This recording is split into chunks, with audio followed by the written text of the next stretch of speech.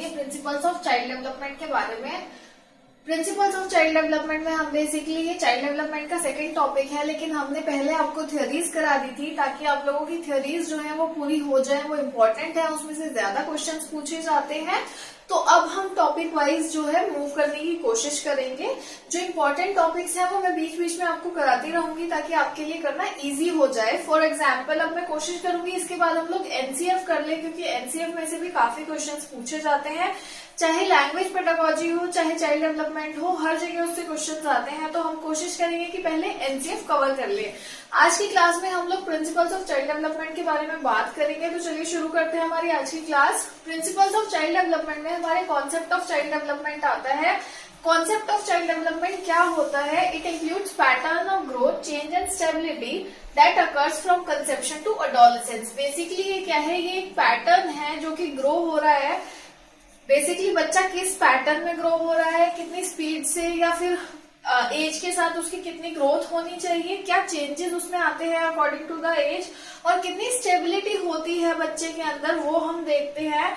और ये जो है ये शुरू हो जाता है कंसेप्शन से, यानी कि जब बच्चा पैदा नहीं हुआ होता तब से एडोलेसेंस तक, जब बच्चा बड़ा हो जाता है तब तक। कॉन्सेप्ट ऑफ चाइल्ड डेवलपमेंट कहता है कि child is unique and special. हर बच्चा जो है वो अलग है और अपने आप में खास है।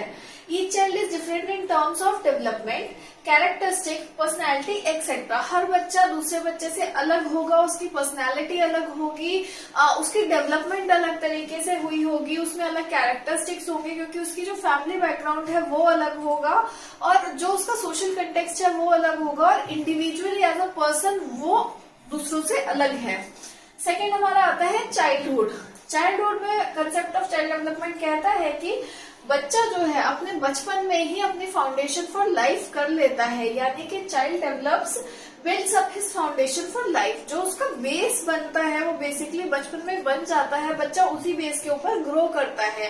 तो बचपन जो है वो बहुत इंपॉर्टेंट हो गया क्योंकि वो एक तरीके से बेस है उसका। अगर बचपन बच्चे का खराब है तो फ्यूचर उसका कोशिश ज्यादातर ऐसा होगा कि फ्यूचर भी उसका उससे मैटर करेगा या तो इन्फ्लुएंस करेगा। जैसे कि अगर बच्चे का बचपन अच्छा नहीं बीता है तो हो सकता है कि बड़ा होके वो बहुत अच्छी जॉब करे, या अपने बचपन से छुटकारा पाने के लिए जो कंडीशंस उसकी रही होंगी वो बड़ा होके इमोशनली स्टेबल ना हो पाए, बहुत अच्छी जॉब कर ले ताकि उसको इकोनॉमिक वीकनेसेस ना हो, लेकिन जो मेंटल वीकनेस है वो बच्चे पे असर दिखाएगी। सेकंड आता है इसके अंदर cognitive development and physical development. बच्चे की ये दोनों होती रहती हैं। थर्ड बात करते हैं मेजर क्वालिटेटिवली। क्वालिटीज में हम मेजर करते हैं चाइल्ड डेवलपमेंट के कॉन्सेप्ट को। Qualitative processes that happens as progressive series in human beings, यानी कि क्वालिटी जो है, क्वालिटीज बच्चे की बढ़ जाती हैं, उसका मेंटल डेवलपमेंट होता है। क्वांटिटी की भी हम बात कर सकते हैं। क्वांटिटी होता है फिजिकल डेवलपमेंट और क्वालिटी होता है मेंटल या इनर डेवलपमेंट जो बच्चे का होता है, उसको हम मेजर करते हैं। हर एज के साथ बच्चे के अंदर कुछ फीचर्स जो है वो डेवलप होते हैं, तो वो नेसेसरी है और वो क्वालिटीज है उस एज की कि बच्चे को आना चाहिए। अब हम बात कर लेते हैं प्रिंसिपल्स ऑफ चाइल्ड डेवलपमेंट की। चाइल्ड डेवलपमेंट के क्या प्रिंसिपल्स हैं, क्या क्या प्रिंसिपल्स को ये फॉलो करता है, उसकी हम बात करेंगे। सबसे पहला हमारा प्रिंसिपल कहता है डेवलपमेंट फॉलोज अ पैटर्न और सीक्वेंस, यानी कि डेवलपमेंट जो है वो एक सीक्वेंस में होती है या पैटर्न में होती है। हमेशा जो है वो उस पैटर्न में ही चलेगी। पहले बच्चा अपने हाथ पैर चलाना सीखेगा, फिर चलना सीखेगा, फिर धीरे धीरे पहले शब्द बोलेगा थोड़े थोड़े, फिर सेंटेंसेस बोलेगा। तो वो सीक्वेंस है जिसे बच्चा फॉलो करता है हर कोई। सेफेलोक्यूडल सीक्वेंस जो है, सेफेलोक्यूडल सीक्वेंस जो है वो कहता है कि बच्चा जो है वो पहले अपने the child gains the control of his head and then arms and then legs. In the first 2 months infant gain control of head and face movements. बच्चा जो है पहले अपने हेड का कंट्रोल लेगा, हेड का कंट्रोल आने के बाद उसके हाथों और पैरों का उस पर कंट्रोल कर पाएगा बच्चा, नहीं तो धीरे धीरे पूरी बॉडी का कंट्रोल जो है बच्चे का डेवलप नहीं होगा अगर वो ऐसा नहीं कर पाता। तो development involves changes. Second principle कहता है कि डेवलपमेंट जो है वो चेंजेस लाती है। ऑब्वियसली हम सबको पता है हम ह्यूमन बीइंग्स हैं, हम लोग स्टैटिक नहीं है, यानी कि हमेशा एक जैसे नहीं रहते। हम लोग from the time of conception to death हम लोग डेवलप होते रहते हैं। कुछ डेवलपमेंट ऐसी होती है जो कुछ एक स्पेसिफिक एज के बाद रुक जाती है, जैसे हमारी बॉडी का ग्रो होना, बट उसमें भी चेंजेस आते रहते हैं। जैसे हमारी स्किन है अकॉर्डिंग टू एज वो चेंज होगी, हमारा वेट चेंज होगा, बट हमारी हाइट जो है वो एक एज के बाद रुक जाएगी। थर्ड आता है हमारा development proceeds from general to specific. General to specific में वो बात कर रहे हैं कि बच्चा जो है वो पहले जनरली सारी चीजों को ऐसे उठाना सीखेगा दोनों हाथों से, उसे नहीं पता कि वो एक हाथ से भी इस पेन को उठा सकता है। सेकेंडली कि बच्चा जो होता है वो अपनी बॉडी को कंट्रोल नहीं कर पाता, वो कहीं पे भी किक करेगा, बॉल बहुत दूर है तो तब भी वो बहुत पास से किक कर देगा, पहले ही पैर चलाने लग जाएगा, पहले ही सबको बाय करने लग जाएगा। तो वो जनरल होती है, बाद में पता लगता है कि अच्छा बाय तब करनी होती है जब कोई जा रहा होता है, वरना नहीं। नंबर 4 हमारा आता है डेवलपमेंट इज को रिलेटेड और इंटीग्रेटेड। डेवलपमेंट जो है वो इंटीग्रेटेड है या को रिलेटेड है, यानी कि जो हमारी physical, mental, social, emotional and moral development है वो साइड बाय साइड होती है। The child develop as a whole. बच्चा जो है इकट्ठे डेवलप करता है, ऐसा नहीं है कि इतने समय में मेरी मेंटल डेवलपमेंट होगी, इतने समय के बाद मेरी सोशल डेवलपमेंट होगी और उतने समय के बाद मेरी इमोशनल डेवलपमेंट होगी। ये सारी चीजें साइड बाय साइड चलती रहती हैं। ऐसे कह सकते हैं कि ये सारी चीजें एक ही सिक्के के पहलू हैं अलग अलग, और वो साथ साथ चलेंगे। फिफ्थ हमारा आता है development is a continuous process. Development जो है वो कॉन्टिन्यूअस प्रोसेस है, ऐसा नहीं है कि इस एज में मेरी डेवलपमेंट होगी उसके बाद नहीं होगी, फिर थोड़े दिनों बाद फिर होगी, नहीं। डेवलपमेंट जो है वो चलती रहेगी through out the years. Development of individuality. Individuality से इनका मतलब है कि हर बच्चे का जो हेरिडिटी एनवायरमेंट है और उसका सोशल एनवायरमेंट है वो अलग है, इसलिए हर बच्चा जो है वो एक इंडिविजुअल है। हर बच्चे के मेडिकल कंडीशंस अलग हैं, फूड हैबिट्स अलग है, तो बच्चा जो है वो एक एज अ इंडिविजुअल एक स्पेशल पर्सन है, सबसे अलग है। 7 development occurs at different rates for different parts of the body. हमारे बॉडी के हर हिस्से की डेवलपमेंट अलग अलग रेट पे और अलग अलग टाइम के अकॉर्डिंग होती है। फॉर एन एग्जाम्पल हमारा ब्रेन जो है वो 7 to 8 ईयर्स तक डेवलप कर जाता है फुली, लेकिन जो हमारे आर्म्स, लेग्स और बॉडी है वो हमारी एडोलेसेंस में फुली डेवलप होती है।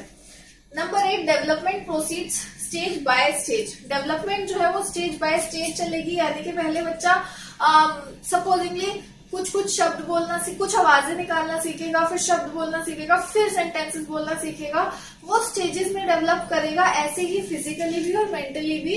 ऐसा नहीं हो सकता कि बच्चा सीधे सेंटेंसेस बोलना सीख ले और साउंड्स निकाले ना और ना वर्ड्स बोले, वो नहीं हो सकता। वो स्टेजेस हैं जो हर किसी को फॉलो करने पड़ेंगे। 9th हमारा आता है early development is more important than later development.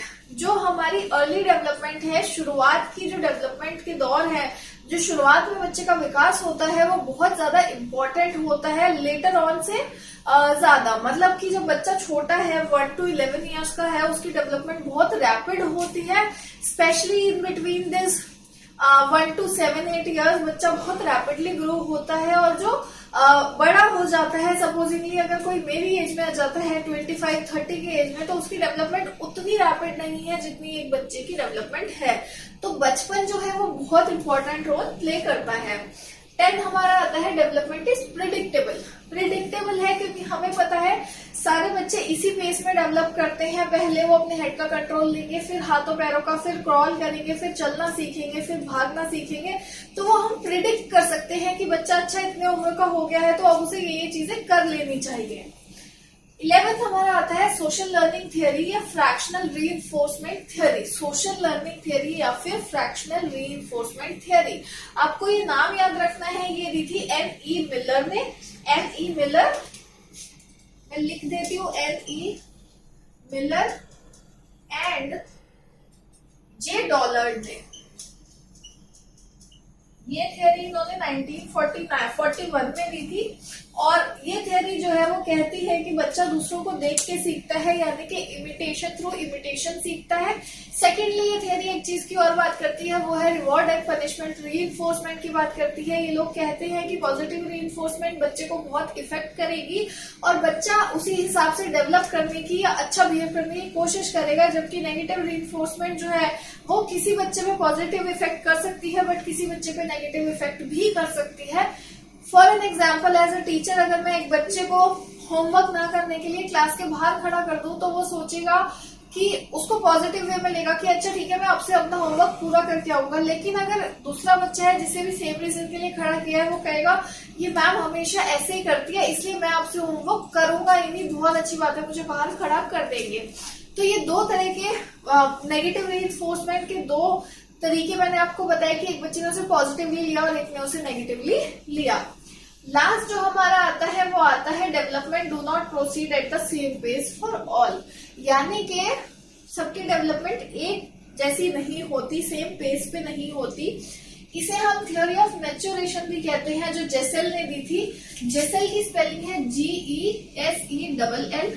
जेसेल ने ये थ्योरी दी थी, theory of maturation. Theory of maturation कहती है कि बच्चा जो है, हर बच्चा जो है उसकी डेवलपमेंट का पेस अलग होगा, स्टेजेस सेम फॉलो करेगा, लेकिन हो सकता है कुछ बच्चा जब वो 7-8 महीने का हो तभी शब्द बोलने लगे और कुछ बच्चा जब 1.5 साल का हो जाए तब जाके वो शब्द बोलने लगे।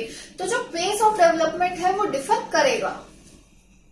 अब हम बात कर लेते हैं education, importance of principles of child development की, यानी कि एजुकेशन के हिसाब से ये प्रिंसिपल्स क्यों इंपॉर्टेंट है हमारे लिए, क्यों हमें इन्हें पढ़ना चाहिए। To develop independence and self reliance, बच्चे को जो है उसके अंदर हम इंडिपेंडेंस ला सके कि वो इंडिपेंडेंट फील कर सके, और सेल्फ रिलायंस यानी कि अपने पे भरोसा कर सके, दूसरे से ना डरे। Independence refers to ability to think without the need to follow instructions. Independence जो है वो रेफर करती है कि बच्चा अपने आप समझ पाए, सोच पाए, जबकि उसे इंस्ट्रक्शंस ना भी दी गई हो तब भी वो समझ जाए कि मुझे क्या काम करना है। Teacher should develop the child should help the child to develop self reliance. Teacher जो है उसे मदद करनी चाहिए कि बच्चा जो है जितना ज्यादा अपने पे निर्भर हो सके, आत्मनिर्भर हो सके, उतना ज्यादा हो। Teacher discuss and drop hints। Teacher should discuss and drop hints when the child is stuck or lose interest। Teacher जो है उसे हिंट्स देने चाहिए, थोड़े थोड़े बेसिकली छोटे छोटे तरीके बताने चाहिए, बच्चों को हिंट्स देने चाहिए, जिससे कि जो बच्चे का इंटरेस्ट जो है वो लूज हो गया था या फिर जो उसे समझ नहीं आ रहा था, वो रुक गया था, वो उसको खुद ही सॉल्व कर ले, उसे टीचर की जरूरत ना पड़े। इससे उसका सेल्फ रिलायंस भी बढ़ेगा और वो इंडिपेंडेंट भी होगा।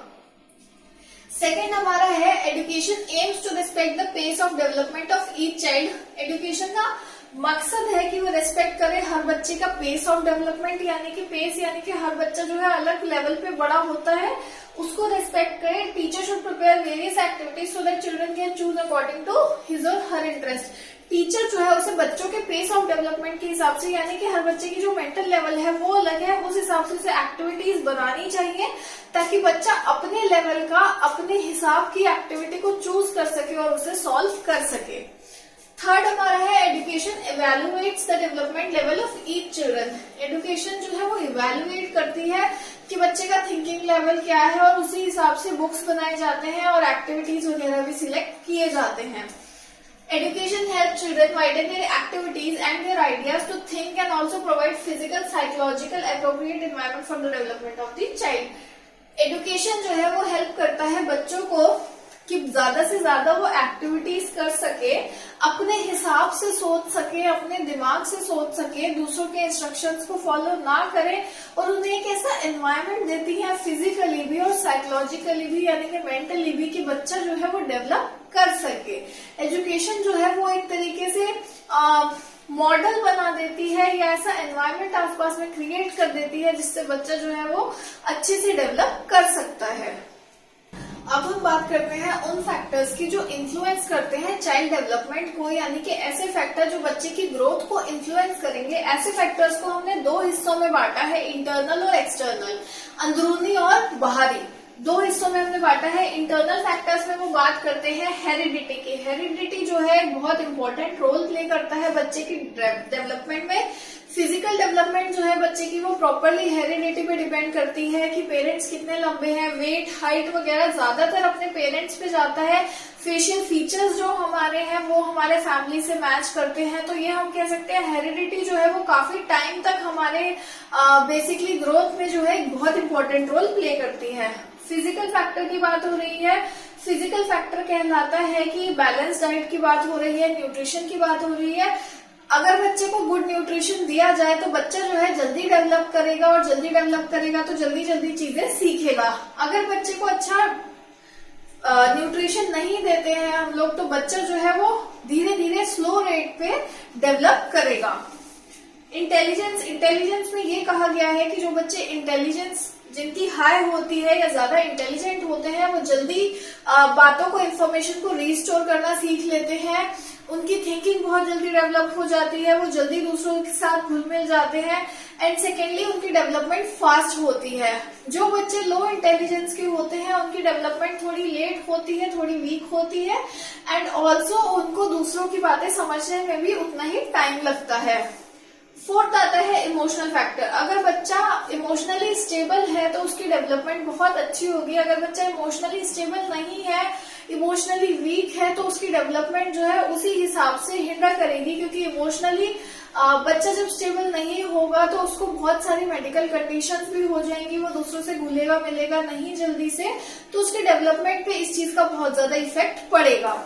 एक्सटर्नल के अंदर बात करते हैं फैमिली की। फैमिली जो है वो बहुत इंपॉर्टेंट रोल बेसिकली प्ले करती है एक बच्चे के डेवलपमेंट में। जितनी ज्यादा बड़ी फैमिली होती है, हो सकता है वो बच्चे का ज्यादा ध्यान रख पाए, लेकिन ज्यादा बड़ी फैमिलीज में पेरेंट्स अपने बच्चों पे ज्यादा ध्यान नहीं दे पाते हैं, लेस रिस्पॉन्सिबल होते हैं, एंड ऑल्सो बच्चे का जो फिजिकल एनवायरनमेंट है आसपास का, वो भी बहुत रोल प्ले करता है उसके डेवलपमेंट में, कि बाहर पोल्यूशन लेवल क्या है, नॉइज लेवल क्या है, बच्चा कैसी जगह पे रहता है, वो चीजें बहुत मैटर करती हैं उसके डेवलपमेंट में, क्योंकि बच्चे की हेल्थ इफेक्ट होगी उससे, उसका मेंटल लेवल इफेक्ट होगा, उसका सोशल कल्चर जो है वो काफी उसकी डेवलपमेंट को इफेक्ट करेगा। सोशो इकोनॉमिक कंडीशंस की बात कर लेते हैं। सोशो इकोनॉमिक कंडीशंस जो है बच्चे की अगर अच्छी हैं, बच्चा अच्छी फैमिली से बिलोंग करता है, तो वो जल्दी जल्दी अच्छे स्कूल में जाएगा, अच्छे कॉलेज में जाएगा, बाहर घूमने जाएगा तो नए एक्सपीरियंसेस गैदर करेगा और अपने लेवल के लोगों से मिलेगा। लेकिन बच्चा अगर इकोनॉमिकली लो फैमिली को बिलोंग करता है, तो हो सकता है उसके एक्सपीरियंसेस रिच बच्चे के एक्सपीरियंसेस से बहुत अलग होंगे, वो उतने अच्छे स्कूल में नहीं जा पाएगा और उतने ऊंचे लोगों से बात नहीं कर पाएगा, उनके लेवल के हिसाब से बात नहीं कर पाएगा, जिससे कि उसकी डेवलपमेंट जो है वो हिंडर करेगी या थोड़ी कम होगी, लो पेस पे होगी। अब हम इम्पोर्टेंस ऑफ चाइल्ड साइकोलॉजी की बात कर लेते हैं। चाइल्ड साइकोलॉजी क्या होती है, पहले हम इस बारे में बात कर लेते हैं। चाइल्ड साइकोलॉजी बेसिकली बच्चे की physical, mental, moral, emotional and also social development जो है उसको देखती है, उसको केटर करती है और उसको ध्यान में रखते हुए बच्चे के बारे में हमें बहुत कुछ जानकारी देती है। इम्पोर्टेंस ऑफ चाइल्ड साइकोलॉजी क्या है, यानी कि चाइल्ड साइकोलॉजी हमें क्यों पढ़ना चाहिए, इसकी क्या इम्पोर्टेंस है। Number 1, it helps us understand the child better and to understand the development of the child. हम बच्चे को ज्यादा अच्छे से समझ पाएंगे और उसकी डेवलपमेंट किस प्रकार से हो रही है उसे भी अच्छे से समझ पाएंगे। Number 2, to know and understand the problems faced by the child that has a psychological origin। हम बच्चे के प्रॉब्लम्स को समझ पाएंगे जो बच्चा फेस कर रहा है, और हो सकता है कुछ प्रॉब्लम्स ऐसी हो जो साइकोलॉजिकली ओरिजिनेटेड हो, यानी कि मेंटली ओरिजिनेटेड हो। वैसी कोई प्रॉब्लम बाहर एग्जिस्ट ना करती हो, बस बच्चे ने अपने दिमाग में एक सिनेरियो बनाया हो और उसको वो फेस कर रहा हो, उससे उसे प्रॉब्लम हो रही हो। नंबर 3 है to gain the confidence of the child and parents so that the environment in which the child is growing can be understood। बच्चे को कॉन्फिडेंस गेन करना है हमें और पेरेंट्स का भी, ताकि जिस एनवायरमेंट में बच्चा बड़ा हो रहा है हम भी उस एनवायरमेंट को समझ पाए as a teacher. As a teacher जब हम उस एनवायरमेंट को समझेंगे तो हम बच्चे को ज्यादा अच्छे से केटर कर पाएंगे, डील कर पाएंगे और उनके पेरेंट्स का ट्रस्ट जो है वो हम पे बढ़ेगा। Number 4, to help teachers recognize how to deliver the content to students in a way that identifies individual learning differences। Child psychology जो है टीचर्स को भी मदद करता है कि वो कंटेंट किस तरीके से डिलीवर करे, मतलब कि वो हमें बताता है कि इस एज के बच्चे का मेंटल लेवल इतना है, वो इतनी चीजें समझ सकता है, तो हम जो अपनी एक्टिविटीज बनाए वो उसी हिसाब से बनाए, जो हम पढ़ाने जाए उसी हिसाब से पढ़ाने जाए, उसको डिलीवर कैसे करना है वो हम समझ लें, ताकि हम ये भी साथ साथ समझ पाए कि बच्चे जो हैं वो एज अ इंडिविजुअल एक दूसरे से अलग है और उनके लर्निंग डिफरेंसेस भी एक दूसरे से अलग होंगे, तो टीचर जो है उन सबको केटर करते हुए एक क्लासरूम डेवलप करें। 5th हमारा आता है, it tells about the specific behaviour of the child and it's particular causes. Child psychology हमें बच्चे के स्पेसिफिक बिहेवियर के बारे में भी बताती है कि एक उम्र है, अगर बच्चा उसमें इमिटेट कर रहा है तो वो भी हमें बताती है। और उसके कारण क्या हो सकते हैं? कारण ये हो सकता है कि बच्चा दूसरों से सीखने की कोशिश कर रहा है। 6 हमारा आता है, it is the study of child's personality traits. हम बच्चे की पर्सनालिटी को पढ़ते हैं चाइल्ड साइकोलॉजी में, जिससे कि हमें हेल्प मिलती है समझने में कि बच्चा क्या करना चाहता है, और उसी समझ से अगर हम उसे मोल्ड करें तो शायद हम उसे इन फ्यूचर भी हेल्प कर सकते हैं। बच्चा अगर मैथ्स में अच्छा है, हम उसे उसी की तरफ प्रोत्साहित करें तो हो सकता है आगे जाके वो मैथ्स में ऑनर्स कर सके या फिर मैथ्स की ही फील्ड में अपना नाम कमा सके। तो वो चीजें जो है हमें चाइल्ड साइकोलॉजी समझने में मदद करती हैं। आज की क्लास में हमने प्रिंसिपल्स ऑफ चाइल्ड डेवलपमेंट के बारे में बात करी है। अगर आपको कुछ भी समझ नहीं आया है तो आप कमेंट करके मुझसे पूछ सकते हैं। वीडियो स्किप करके मत देखिएगा, वरना आपको आधी बातें समझ में नहीं आएंगी और आधी ही चीजें समझ में आएंगी। और अगर आपको हमारी वीडियो अच्छी लग रही है तो हमारे चैनल को सब्सक्राइब करें, वीडियो को लाइक करें। Thank you.